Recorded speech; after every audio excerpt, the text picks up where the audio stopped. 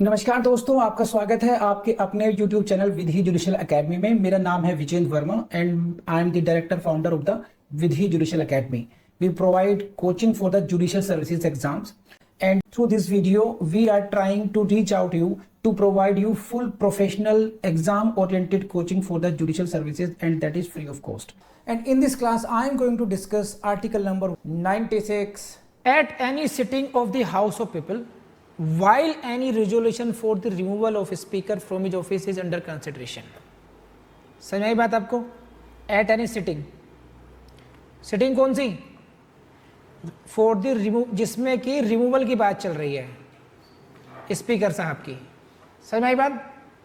या और while any resolution for the removal of deputy speaker from his office is under consideration the deputy speaker. दोनों में से किसी के भी रिमूवल की बात चल रही है, तब वोटिंग पैटर्न क्या होगा? डिप्टी स्पीकर या speaker shall note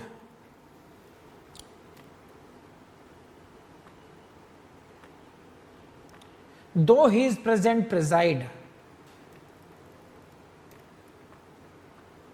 shall not। तो स्पीकर या डिप्टी स्पीकर ऐसी किसी मीटिंग को प्रेजाइड नहीं करेंगे। सही है, एक बात तो ये हो गई। Fine, next. अब आगे, the speaker shall have the right to speak, लेकिन उन्हें क्या मिलेगा? Right to speak and otherwise take part. ये राइट उनके पास होगा in proceedings of the House of People while any resolution for his removal from his office under consideration. जब उनको हटाने की कोई रेजोल्यूशन पर प्रक्रिया चल रही है तो वो उसमें पार्टिसिपेट कर सकते हैं, बात रख सकते हैं अपने स्पीकर। सही है, बढ़े आगे। 96 में दो बातें आई हैं कि अगर स्पीकर साहब को हटाने की बात चल रही है, रिजोल्यूशन लाया जा रहा है, तो वो उस सिटिंग की प्रेजाइड नहीं करेंगे। अब सभापति वो नहीं रहेंगे। भाई मान लीजिए मैं स्पीकर हूं और मुझे हटाने की बात चल रही है, तो मैं कैसे प्रधान कर सकता हूं उसकी? वो सेम रूल है डिप्टी स्पीकर। डिप्टी स्पीकर को हटाने की बात चली तो डिप्टी स्पीकर को उसमें प्रेसिडेंट नहीं बनाया जाएगा, उसको सभापति नहीं बनाया जाएगा। दूसरी बात, लेकिन वो प्रेजेंट हैं तो वो उन प्रोसीडिंग्स में जब बात चल रही है इनको हटाया जाना चाहिए, इन्होंने ये किया, इन्होंने वो किया, तो उसमें पार्टिसिपेट कर सकते हैं। वो उस प्रोसीडिंग्स में अपनी बात रख सकते हैं कि मैंने ऐसा क्यों किया, कोई मिसअप्रेंशन है, अपने को एक्सप्लेन कर सकते हैं वो। तो ही कैन, डिप्टी स्पीकर हो या स्पीकर हो, both of them can participate in the proceedings. बढ़े आगे। अब आ जाएगी वोटिंग की।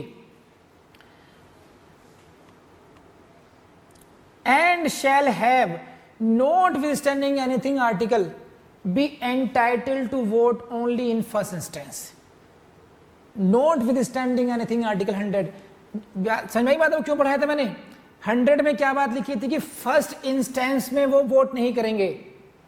आर्टिकल 100 में क्या बात लिखी थी कि स्पीकर हो या डिप्टी स्पीकर हो, वो फर्स्ट इंस्टेंस में वोटिंग नहीं करेंगे।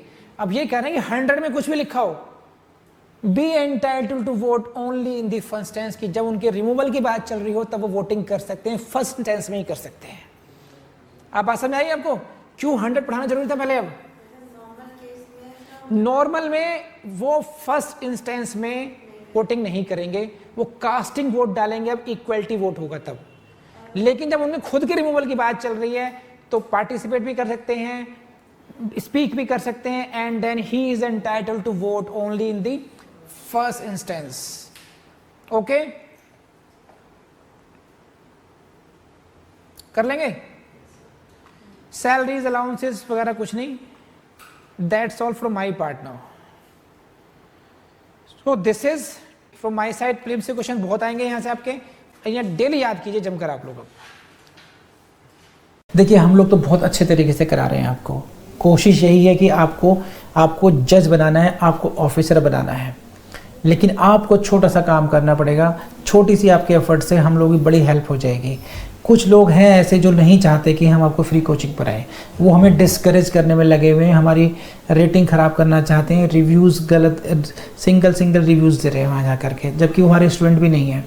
तो प्लीज़ डू हेल्प अस। आप प्लीज़ गूगल रिव्यूज़ पर जाइएगा, विधि जुडिशल अकेडमी की फिर गूगल रिव्यू पे एक अच्छा सा रिव्यू जरूर लिखें अगर आपको लगता है कि हाँ हमने आपके साथ जस्टिस करने की कोशिश की है। Thank you very much.